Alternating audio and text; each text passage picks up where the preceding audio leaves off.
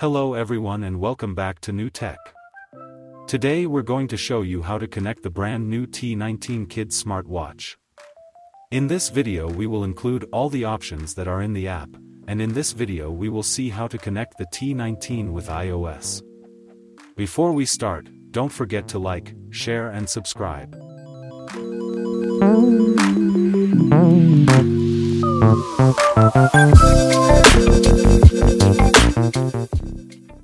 Connecting the watch is simple and fast. We have to go in the menu and find the QR codes that we saw on the unbox video. The QR code that we need is app code, which when we scan it will send us directly to the App Store where we can download the app. SeTracker2 is the app that we will use today.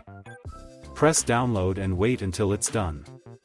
Open the app and immediately it will ask for a promotion to track our activities, notification and location. To log in into the app you can open an account or log in directly. Next it will ask for the other QR code that we have on the watch. The other QR code is to connect the watch with our phone. You'll have to scan it and put a username that you want and also select if you are the dad or mom.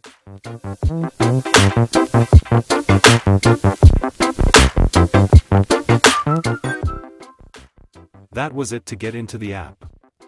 Now this is the app and the first option is the map, which you can see showing some part of China which is wrong, so to fix it just refresh the page and most of the times it will find the correct location of the watch. Now it's showing our correct location. Next from the options is contacts, where we can add more people, and it will show them in the watch.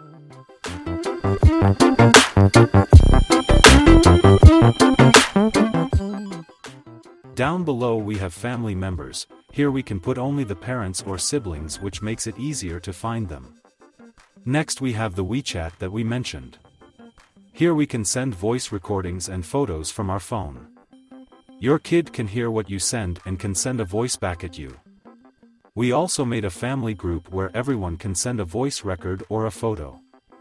In this case the parents can put their kids in a group and they know exactly where each kid is. This is a very easy and fast way of communication. Next we have calls, where we can put the kid's number and vice versa.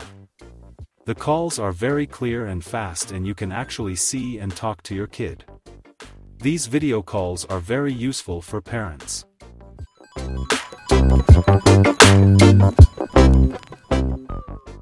At the health option we can monitor our kids' steps and sleep hours. Everything will be shown with charts and statistics.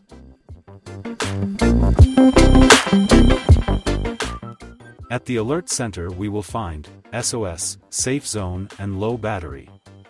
Next we have an alarm clock, where we can put the school alarm for our kid or maybe put an alarm for homework or bedtime.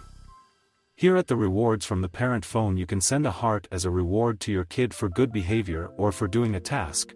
This is a very useful option for parents. Remote photos are another good option, so parents can send their child photos throughout the day. At the activity schedule we can put things that our kid needs to do that day. You can schedule things with hours and dates. Also you can put a message to read what they need to do. Again we are seeing video calls that we saw in the beginning. At the SOS number we can put the parent's number or even 911. Here we can see how easy it's to activate SOS calls by only holding a button for a few seconds. Next we have a tracking frequency, where we can put a timer to refresh the tracking. Currently we have every 10 minutes, but I think there should be an option for even more frequent tracking.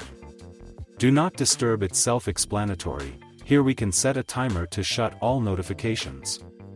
At the contacts we can see all the people that we saved and registered to make video calls. Here we have SMS alerts that we can customize a few things. LBS is another option that we are not used to see in smartwatches. This option helps you locate the watch when it's connected to a Wi-Fi. Play sound on device is an option to find your watch in case you lose it. At the disable function we can turn them on or off if we need to. Here at the timer switch we can turn on to automatically reboot or shut down all. Language and time zone usually is fixed as in the phone. Night power saving is another option that we can schedule to turn on to save battery life throughout the night. At the Retrieve Watch SMS we can disable this option very easily if we need to. Same with Reject Unknown Phone Calls, where with only one button we can disable this option. Next we can set the Wi-Fi if it's needed. Remote Shutdown, Reset Device and Remote Restart are the last options in this page. In the second page we have Personal Info, Change Password, Device List, Registration Code, Remove Ads, Delete Account and Sign Out. These are all the options that we will find in this watch. These are most of the options that we will find on this app. In this app you will find a lot more minor options that we didn't include on our video. These are more important and we hope that we helped you a bit. This is all for today's video. In the next video we will connect the T19 with iOS and we will see if we have any differences there. So, guys, this was all for today's video. I hope you find this video interesting and helpful. If so, hit the like button, subscribe to our channel and I'll see you in the next video with another smart device.